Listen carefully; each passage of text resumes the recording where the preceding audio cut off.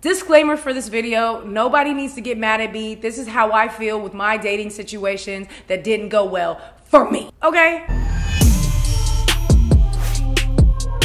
What's up, you guys? It's your girl Amber, and today I want to talk to you about my dating mishaps.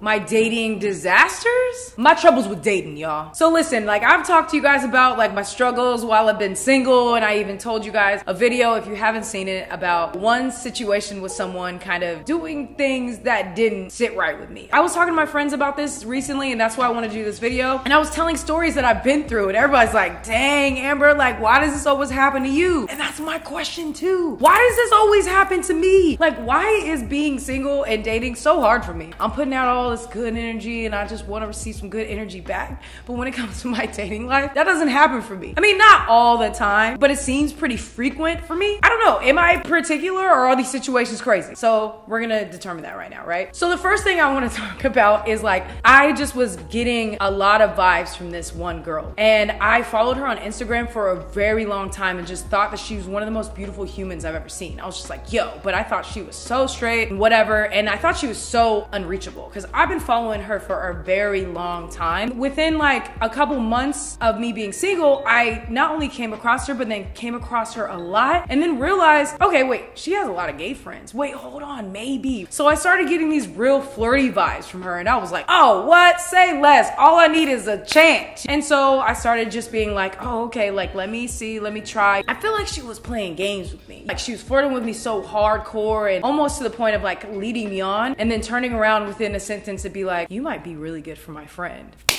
What are we doing here? Anyways, it was just really confusing. And then I met another friend of hers that I thought was like amazing and I could be interested in, but I'm like, wait, I've already put vibes over here. It wasn't far enough to where it's like, nah, Amber, you already tried the friend, so now you done. It wasn't enough. So I was like, let me just stay the course. While I was doing that, I just felt like I was getting hazed by this girl. I feel like she was putting me through like boot camp. I feel like she was testing me to see if I was really about it, to see if she wanted to like go there, because she kept mentioning that she thought I was a player and all this other stuff, and I'm like, why are we wasting our time? Can we just do the thing? But no, she steady was like, oh my god, you would be so cool with this friend, this friend, this friend. And I already said very nicely multiple times, I'm not interested in that friend of yours. I'm good where I am. Because I feel like that was part of the test. You know, she's one of those strong but a little bit crazy women that like put you to test, let's be real. So on the other side of things, now I got her friend literally actively being aggressive and trying to hit on me, and I'm just like, I tried to nicely say, oh yeah, like I'm really interested in your friend, like I think she's so gorgeous, you know, whatever, trying. She wasn't even hearing that. She's just like, so when we going out? So when are we doing this, right? And then at the same time on the other side, I have this person who, without this situation, I would be interested in, but now is giving me all this energy, and I had to be like, well, and then it was crazy because I didn't even mean to get in this situation because I'm just trying to be nice and come in with good intentions and just hang out with them. They all end up getting into an argument without me being in it about who I should be dating.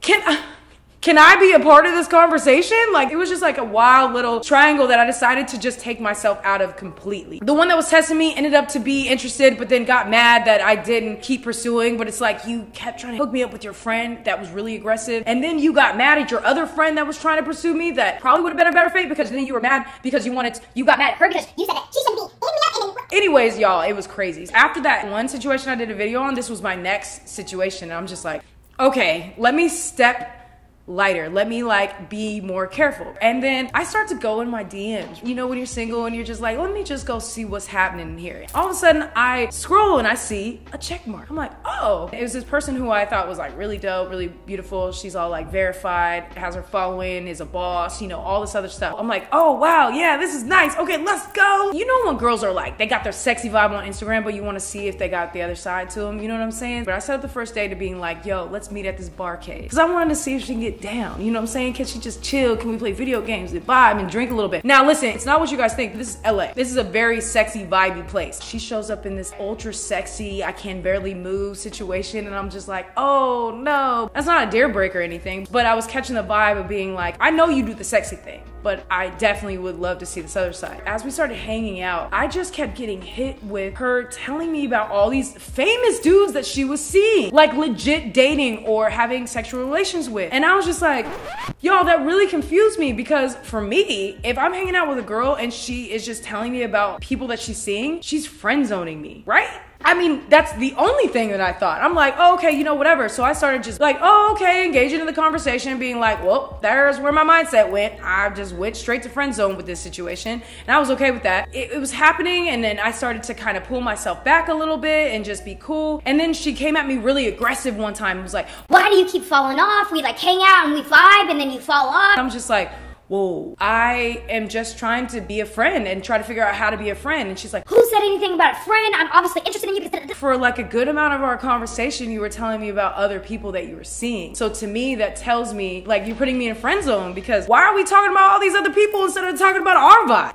Right? And I legit just said that. It literally turned into this therapy situation where she ended up telling me this guy that she was seeing was really interested in hearing her talk about other dudes. Like, that's what turned him on. And that's how she started to learn dating. And I'm just like, oh no. I realized that those situations also made her feel like she didn't have anything to offer but her body. I feel like we're still cool when I spend a lot of time there, because I wanted to tweak that. I'm like, nah, queen, you have so much more to you. And that was the whole thing, is like, I didn't even want her to waste her time with people like that anymore. People should be uplifting you and supporting you and complimenting you and all these other bomb ass beautiful things that you have to you. The body is fire, obviously, but like, that's not enough. Okay, so then I was in this situation with this other girl that I was really interested in. And this one was a really interesting situation because I'm usually really reserved, but for some reason our chemistry was really fire up front. The first kiss happened faster than usual or whatever. And I remember I had to wake up really early. So I remember she was like, I want to see you so bad, blah, blah, blah. And I said ahead of time, okay, listen, I gotta get up early. So if we can just like cut it by 11 p.m., I think that would be good. I would love to see you. So I just want to make sure I get rest, because I think I had to be on set. She's like, okay, cool. And I thought that was good. Yo, when I tell y'all, I could not get this girl out of my house. Oh, it was the worst thing ever. Don't put anybody in that situation. I'm so weird. That's kind of why I'm like weird about having people in space unless they know when it's time to go. We were chilling at the house, and then she wanted to eat. She had one glass of wine. We were sitting there. We were watching the movie for like an hour, and I literally was so exhausted. I started dripping off because this was after the time. We made the most out of the 3.5 hours that we hung out, right? And now I'm like exhausted. I just look at her and I was like, I'm sorry, I'm drifting off. Like, I'm just so exhausted and it's like getting late and you know, whatever. And she's like, oh, well, I don't know if I can drive. And I'm like,